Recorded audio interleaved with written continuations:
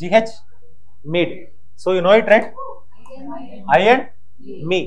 So I is your immediate response. జనరల్గా నీకు మనసుకు ఏదో అనిపిస్తుంది ఒక క్షణంలో, బట్ నువ్వు సొసైటీలో చూసినప్పుడు లైక్ నీ ఆపోజిట్ పర్సన్ నువ్వు ఇంటరాక్ట్ అయినప్పుడు నువ్వు మీగా మారుతావు. ఐ అంటే ఇన్స్టెంట్ వాడు తిట్టాలనుకుంటావు, బట్ తిట్టలేవు, ఎందుకంటే based on his status symbol, right? I and me. Me is your social status, how you are showing to the ex person. I is your original. Got it? Again దీని concept I మీకు ఏంటంటే fluid. Id super ego and ego. Id ఏంటి? నీ personal ఇదేగా, that stands for your I. What is the me part? Ego part. అంటే నువ్వు కొన్ని నేర్చుకుంటున్నావు మధ్యలో, ఏంటి సూపర్ ఈగోలో కొన్ని నేర్చుకున్నావు, నామ్స్ రూల్స్ రెగ్యులేషన్ నేర్చుకున్నావు.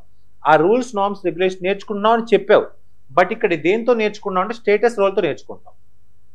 అది కల్చర్ పార్ట్. కల్చర్లో ఏంటంటే నామ్స్ రూల్స్ రెగ్యులేషన్స్ అనేవి ఉంటాయి అన్నమాట. కానీ ఇక్కడ దేంతో కొలుస్తున్నారు? Based on your status and your role. Society is all based on this, right? Status, role. నీ స్టేటస్ ఏంటి, దానికి నువ్వు చేస్తున్న రోల్ ఏంటి? Role has always reciprocity.